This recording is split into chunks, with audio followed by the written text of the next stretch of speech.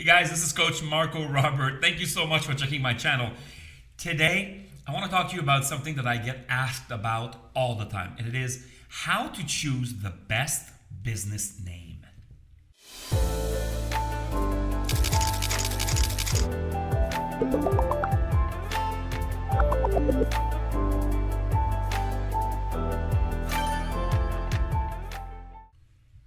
Hello my friends and welcome to my channel. If you're actually wondering how to choose the best name for your business, I'm going to go over today exactly the process on how to do that. You see, this is something that a lot of people ask me. There's kind of a trend when it comes to business names, right? If you're old enough to remember, in the 1980s, 1990s, you had a lot of businesses named like JLP Incorporated, right? LTC Limited, right? Do you remember that? Because it was kind of a trend. So if you see a business, for example, today, and then on the business card it says LTC Incorporated, that business was probably started in the 1990s. If you look at the 2000s, people had a different way of actually naming their businesses in 2000. Now in the 2010s and beyond, the most important way to actually name your business is this. See, we live in a world, a very fleeting world, where the attention span of your audience is a fraction of a second. Sometimes, today, the only thing that people will ever hear about your business is the name. And simply based on the name of your business, they will make a decision whether to trust you or not, and whether to do business with you or not, or whether to actually pursue more information about your business. So naming your business today is massively, massively important. I want you to think about naming your business the same way that you would think of creating a headline for an ad, right? If you've ever studied copywriting, or if you haven't studied copywriting, you probably can fathom that, when you write copy, when you write a marketing letter, when you write an ad, the most important part of that ad is the headline. In fact, copywriters would tell you that your headline is the advertisement for the advertisement. Make sense? If you mess up the headline, nobody's going to read your ad. If you mess up the headline, nobody's going to watch your video. You understand? If you mess up the first thing that people actually interact with, nobody's going to interact with you any further. So there's tons and tons and tons of information online, free information on how to create the best headlines. But I just want to give you a few tricks right here. And I'm inviting you to actually do more research on the topic, how to actually write the best headlines. So the first thing is you need to understand who your clients are, who your audience is going to be. And then you need to put yourself in their shoes. And you need to ask yourself, what is it that these people want to know about me and my business that's actually going to convey trust? And then that they will actually say, wow, okay, I want to do business with that business. Okay? Let me give you an example. A few years ago, I started an investment company in California. And in investment, what do you think is the most important for people? Well, it's reputation, tradition,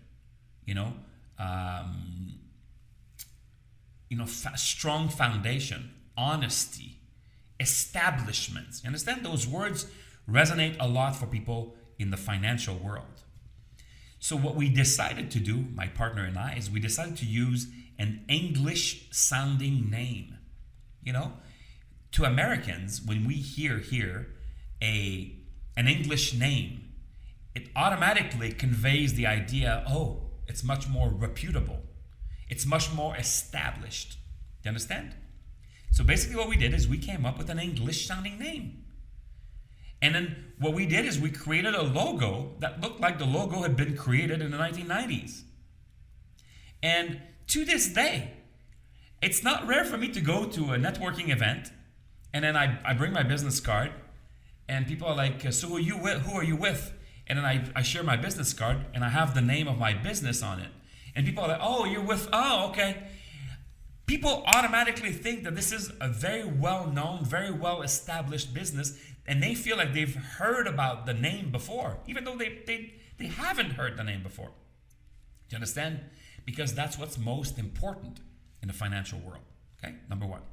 Now, in your business, it might be completely different. It might be, your reputation might not be as important. Maybe it's the quality that is going to be important, okay? So you need to understand what is the most important for your clients. Then what you do is you just start writing a lot of names, right? I mean, when I do this, I might write 100 potential business names. And then I go back and forth. Then I eliminate, and then I eliminate, and then I tweak, and then I eliminate. And then after maybe an hour of doing that, I'm going to end up with maybe 4 or 5 names.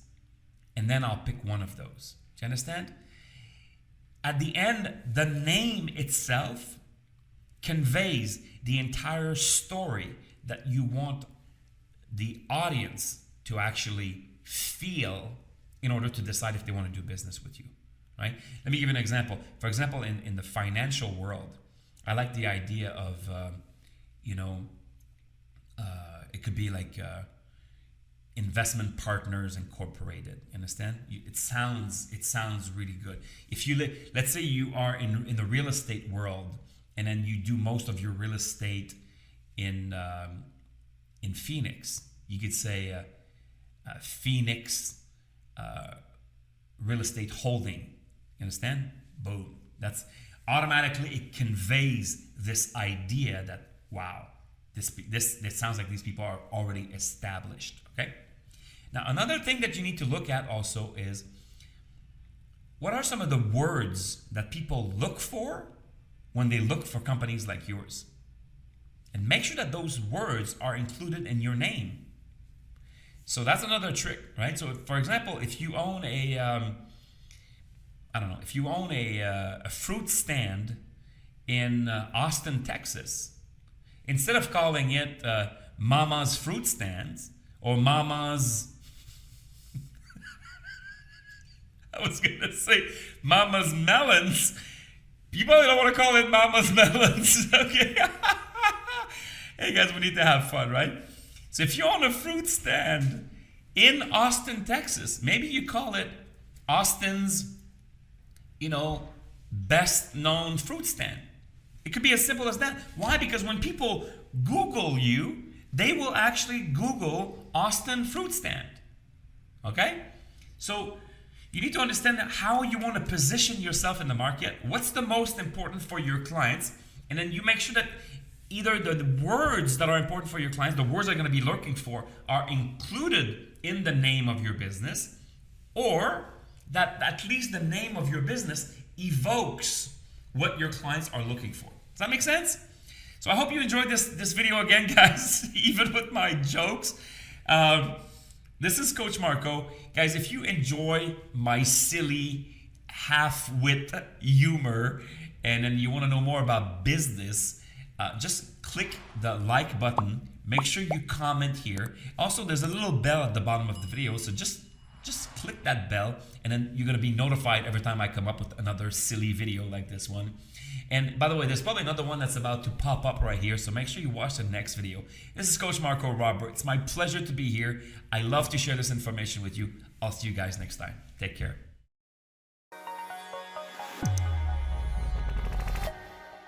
Guys, this is Coach Marco Robert. Remember, if you keep on doing what you've always done, you're going to keep on getting what you've always gotten.